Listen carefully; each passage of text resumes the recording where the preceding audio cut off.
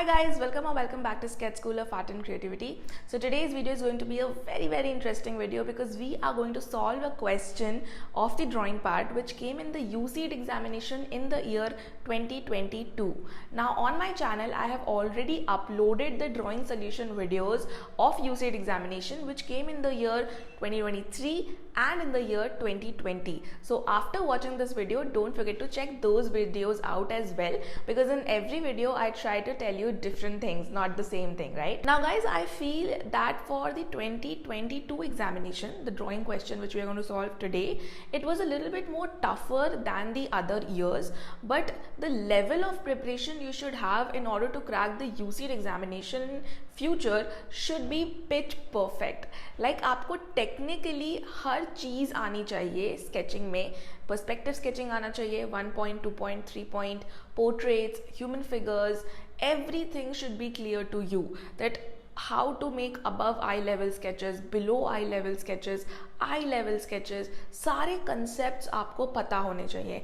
Now sketching को सीखने के ना दो तरीके होते हैं, ठीक है. First is practice, practice, practice, and this is usually the method that mostly students follow and even teachers follow, because if you will see any other solution video, they will not try to teach you the technique. They are just solving the question and showing you how to solve the question, right? And it is available on YouTube, it is available on Google. All of us see those questions that okay, this is how they have solved this question, let's see it and practice it and I'm ready for the examination. It's not gonna happen. It's just like understanding this thing कि maths जब आप करते हो, ठीक है, NCERT में कोई maths का क्वेश्चन है, उसको सॉल्व करने के दो तरीके हैं. First, you can just see the solution and you can just copy it and understand it and think that okay, if this question will come in the examination, I'm going to solve it, right? Another thing that you can do is don't try to copy the solution, just try to understand the concept of it. तो numbers अगर change भी हुए, question का थोड़ा pattern अगर change भी हुआ, तो एग्जामिनेशन में आप कर लोगे, because it was the concept that you had understood. And same thing applies for the drawing also, कि लोग सोल्यूशन को देख के कॉपी करके प्रैक्टिस करते हैं, पर एग्जामिनेशन में जब क्वेश्चन का थोड़ा पैटर्न चेंज हो जाता है, क्वेश्चन थोड़ा चेंज हो जाता है, तो आप सॉल्व ही नहीं कर पाओगे, बिकॉज आपने जो प्रैक्टिस किया है और जो चीज़ें समझी हैं वो कंसेप्चुअली नहीं समझी हैं, सिर्फ थोड़े टाइम के लिए समझी है, सिर्फ थोड़े टाइम के लिए कॉपी करने की कोशिश की है, तो वहाँ पे प्रॉब्लम आ जाती है. I don't know how well you have understood that what I am trying to tell you, but it is really important for you if you want to crack the UCEED examination. अब guys, YouTube के एक video में मैं आपको सब कुछ नहीं बता सकती हूँ, जो भी मुझे पता है, जो भी मुझे आता है, how to prepare, how to teach the drawing part, because how I teach the drawing part, it is very different and very unique. Many a times I don't even draw anything and I just tell the concepts and students draw so well in just 1 to 2 classes. तो ये कैसे possible हो पाता है, techniques का क्या importance है, ये मैं शायद आपको इतने अच्छे से यूट्यूब वीडियोस में एक्सप्लेन ना कर पाऊँ, लेकिन I will request all of you to book a free demo class for yourself, जिसमें आप मेरे साथ इंट्रैक्शन करोगे, क्योंकि YouTube is a one sided interaction. लेकिन जब आप फ्री डेमो क्लास बुक करते हो तो आप हमारे साथ एक लाइव मीटिंग में आते हो, जिसमें आप अनम्यूट कर सकते हो, अपने डाउट्स को पूछ सकते हो, and what I will explain you regarding the examination will 110% be very important for you, because आज तक जितने भी बच्चों को मैंने प्रिपरेशन करवाई है उनका या तो निफ्ट या तो यूसीड या फिर एनआईटी ज़रूर क्रैक हुआ ही हुआ है. So I can 110% assure you that what I'm going to tell you in these free live demo classes will be very useful to you and you will not regret it. तो ये completely free है, इसका कोई पैसा तो charge कर नहीं रहा है, and even if you're not enrolling in our courses, no question asked. This is just for helping you guys. जितना मैं YouTube पे समझा सकती हूँ, वीडियो डाल सकती हूँ, मैं डालती ही हूँ, पर एक पॉइंट से ज़्यादा मैं चीज़ों को एक्सप्लेन नहीं कर सकती हूँ डिटेल में. वो आपको लाइव डेमो क्लास में ही आके सीखना पड़ेगा. So to book our free live demo classes, you have two options. Either you can go to our website, the link is in the description. You can simply open our website and click on book a free demo class button, and from there you can register your mobile number and email, जहाँ पे आपको सारी details आ जाएंगी demo class की. ठीक है. And second thing is that you can directly call और WhatsApp us on our number which is 8882908615. तो यहाँ क्लासेस में मिलते हैं, ज़रूर व्हाट्सएप कॉल या फिर वेबसाइट से डायरेक्टली अपनी क्लास को बुक कर लो. Now let's read and understand the question, then we will start solving it. So the question says, so it has points, okay? It is not like a regular paragraph question. It has different points that you have to keep in mind. So it's a beautiful question that they have formed. So first is, a rat is spotted inside a school canteen. A schoolboy is afraid and standing on a stool/chair. So you have to understand that first you have to make a room or an interior sketch with a canteen in it. So it's a canteen sketch that you have to make. Secondly, there are more points that are there, okay? A schoolboy is afraid and standing on a chair. ये आपको बनाना है. So it consists of human figures that should be there, okay? A brave schoolgirl is chasing the rat out of the canteen. So again, a beautiful and detailed understanding of human figures should be there. A tiffin box is falling on the floor. It's a simple concept. 2 school bags and 2 water bottles are kept on the table. So object drawing. A few plates are broken and lying on the floor. Again, it can be made randomly also. The canteen owner is watching this in shock, standing on the top of the table counter. Sketch this scene from the canteen owner's point of view. Make a pencil sketch only. Don't use colors. So you have to understand that if the canteen owner is standing on the counter table and then he is watching this view and you have to make a sketch from the canteen owner's point of view, then you have to understand this is going to be an above eye level sketch. क्योंकि पहली बात तो वो table पे खड़ा हुआ है ना, तो टेबल की जो हाइट होती है it is around 900 mm, okay. And उसके बाद जो ह्यूमन की हाइट होती है इट इज़ अराउंड 1500 mm. तो टोटल लेवल जो हमें लेना है अपने पूरे के पूरे स्केच का, इट इज़ अराउंड 2400 mm. अगर राउंड ऑफ भी करें तो 2500 mm के करीब लेवल लेना पड़ेगा. तो आई नो जिनको बिल्कुल भी पर्सपेक्टिव टेक्निक्स का आइडिया नहीं है और लेवल कैसे लेना है उसका आइडिया नहीं है, तो आपको स्क्रैच से चीज़ें सीखनी पड़ेंगी. बट अगर आपको समझ आता है जो मैं अभी आपको एक्सप्लेन करूँगी in the drawing part, so well and good. Now let's start solving the question.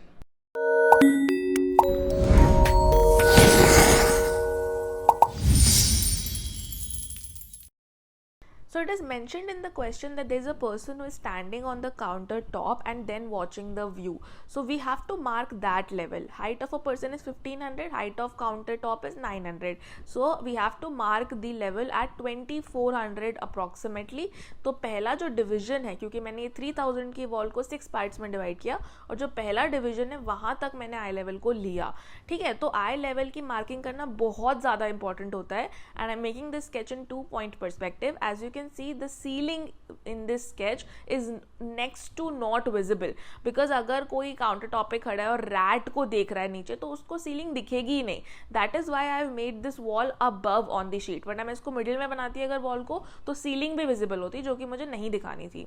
अब मैंने ये जो ओपन स्टैंडिंग वॉल बनाया है, इसके पीछे वाला पार्ट अगर आप देखोगे तो मुझे वहाँ पे कुछ भी अब बनाने की ज़रूरत नहीं है. तो मैं उतने एरिया में जो स्केच करती ना, ओपन स्टैंडिंग वॉल के पीछे जो मैं स्केच करती, वो मेरा टाइम सेव हो गया. तो इसीलिए इस टाइप के व्यूज़ को बनाने से आपको एग्जाम में बहुत फ़ायदा मिलता है. और जो रेस्ट ऑफ द एरिया है वो काफ़ी दूर है, so there I can show some detailings and it will give a feel of the canteen, because canteen का आपको स्केच बनाना है. पर अगर आप एक प्रॉपर लाइक बहुत सारे टेबल्स एंड चेयर्स एंड बहुत कुछ बनाओगे कैंटीन दिखाने के लिए, तो आपका जो टाइम है वो हो जाएगा रिड्यूस. और जो चीज़ एक्चुअली में पूछी गई है एग्जामिनेशन में, जो आपको ऑब्जेक्ट्स दिए गए हैं या जो आपको सिचुएशन दी गई है जिसमें आपको एक बंदा बनाना है जो कि चेयर पे खड़ा है, a girl is chasing a rat, so you will not be able to make those things, right? So this area I have kept to make those things, and at the back, like behind the open standing wall, I just made a simple normal canteen with very less elements, and it is entirely giving a feel of the canteen. Now in this area, which is like more closer to my eye, here I am making a table, and the height of the table, the scale of the table, it can all be calculated via the knowledge of perspective sketching. So I'm making bags over here because it was mentioned in the question that on the table you have to make bags and water bottles as well. So this is the part that I'm doing right now. Okay, so because it was mentioned in the question, it is highlighted in the question, that is why I have kept it more closer to the eye and more clearly visible, right, so that I am doing more justice to the question. तो आप जो objects बनाते हो उन्हें आप randomly बना सकते हो, वो पर्सपेक्टिव में नहीं जाती हैं. पर्सपेक्टिव में जो मेजर वो ऑब्जेक्ट्स हैं, for example if you are trying to make a bed, so bed has a basic shape which is a cuboid. फिर उसी क्यूबॉइड में you are doing some changes here and there, you are adding some bedsheet, you are adding some mattress, and it starts to look like a bed. But if you talk about the core form of a bed, it is actually a cuboid. So I made everything. I've made 2 bags, I've made water bottles, and I've made a tiffin which is falling on the floor as well. So here my objects are done. Then the objects which are left now are the human figures, right? So I'm going to that as well now. But अभी जो आप sketch देख रहे हो ना, इतना sketch अगर आप बनाओगे तो आपको ये 15 मिनट्स में कंप्लीट करना है, ठीक है, और ये इतना डिफिकल्ट नहीं है, इसीलिए आपको सोच के चीज़ें प्लान करनी है. ओपन स्टैंडिंग वॉल बहुत ज़्यादा टाइम सेव कर रहा है मेरा यहाँ पे, ठीक है. तो इसी तरीके से हम बहुत सारी चीज़ें प्रैक्टिस करते हैं तो हमें क्लियर होती हैं. So as you can see on the left side I have made a chair using the concept of 2 point perspective, ठीक है. उसके बाद मैं उस पर एक ह्यूमन फिगर बनाऊंगी. तो फेस का स्ट्रक्चर पहले मैंने बनाया, that is also a concept that you need to know. Then I am making the human figure, ठीक है. थोड़ा सा हिट एंड ट्रायल लगता है बिकॉज अगर आपको जल्दी बनाना है तो आपको प्रपोर्शंस पे स्पेशल ध्यान देना है, उसके बाद बाकी चीज़ें आप बना लोगे, हैंड्स वगैरह. बट बेसिक बॉडी प्रपोर्शंस पे आपको अगर आपने ध्यान दे दिया तो आपका ह्यूमन फिगर सही बन जाएगा, ठीक है. So basic body proportions I am using and then I am making the hands, trying to make the person look scared. Okay, and this is the sketch done for the person who is standing on the chair. Now you can see जो मैंने eye level mark किया था ना, ये person भी उसी level तक आ रहा है as you can see, ठीक है. क्योंकि मैं भी काउंटर टॉप पे खड़ी हूँ, वो भी कहीं ना कहीं चेयर पे खड़ा है, तो थोड़ा वो मेरे लेवल पे आएगा अब, ठीक है. But if you talk about any other person who is standing on the floor, तो वो मेरे लेवल से नीचे होगा. ये सारे अगेन पर्सपेक्टिव के कॉन्सेप्ट्स हैं. अदरवाइज आप जो प्लेसमेंट करोगे लोगों की, ह्यूमन फिगर्स की, that might be wrong because you have to know that where to place what human and how to place the human figures, right? So here I have made a girl who is chasing the rat, and again proportions पे ध्यान दो. Human figures में proportions बहुत ज़्यादा matter करते हैं. अगर proportions correct होंगे तो आपका स्केच करेक्ट हो जाएगा ना. ऑब्वियसली तो compose the sketch because you also have to make sure that the sketch is well composed, कोई स्पेस एम्प्टी ना जा रहा हो, कोई पर्टिकुलर पार्ट खाली ना जा रहा हो. तो आपको वहाँ पे अकॉर्डिंगली या तो ह्यूमन फिगर या कोई ऑब्जेक्ट या कुछ तो प्लेस करना पड़ेगा to make the sketch more aesthetic. तो मैं सामने भी एक ह्यूमन फिगर टेबल के साइड में प्लेस करूँगी and I am also making the hand over here because again this part is being empty. तो यहाँ पे आपको हैंड्स बनाने पड़ेंगे क्योंकि यहाँ पे आप खुद के हैंड्स या खुद के लेग्स भी बना सकते हो. बट इस पिक्चर में या इस फ्रेम में लेग्स इतने प्रॉपर विजिबल नहीं होंगे तो हैंड्स बनाएंगे, ठीक है. अगर आप अपने हैंड्स या अपने लेग्स अगर आप एक स्केच बना रहे हो और वो आप अपने व्यू से देख रहे हो, प्रॉपर बना रहे हो, तो you have to make sure that you are making hands and legs. Is actually giving a very nice feel to the sketch because it is acting as a hierarchy in the sketch. मतलब ये चीज़ आपकी आंखों के बहुत close है, बाकी चीज़ें थोड़ी दूर हैं, तो वो काफ़ी इंटरेस्ट क्रिएट करता है स्केचेस में. Then I am making some broken plates here and there which was mentioned in the question and some food which has been spilled. So this is normal to happen, right. So if the tiffin box is falling, some things are falling here and there, plates गिरी हैं तो खाना भी गिरा होगा. तो वो सारी चीज़ें आपको थोड़ा सा सोचना है एंड अपने हिसाब से चीज़ों को ऐड करना है स्केच में. This is a difficult sketch guys honestly. ये वाला जो स्केच आया था इसमें आई लेवल का कॉन्सेप्ट डिफिकल्ट है, इसमें ह्यूमन फिगर्स का पोजीशनिंग डिफिकल्ट है, प्लेसमेंट डिफिकल्ट है. तो ये वाला जो स्केच है ये अभी तक का सबसे टफ स्केच आया है जो आज तक एग्जामिनेशन में जितने भी स्केचेस आए हैं सबसे टफ यही वाला आया है, ठीक है. So I have just placed a bag also on the floor, some papers, obviously the rat also, and as you can see कि मैंने थोड़ा बहुत रैट के ऊपर एक एक्सक्लेमेशन, या क्योंकि मैं कहीं कहीं पे अगर हम कुछ मार्क करते हैं ना तो वो स्केच में ज़्यादा अच्छी भी एक फील देता है, तो वो मार्किंग्स या थोड़ी चीज़ें इधर उधर यू तो थोड़ा सा कार्टून टाइप की चीज़ें भी आप बना सकते हो, कुछ डिफरेंट अप्रोच भी दे सकते हो स्केचेस में.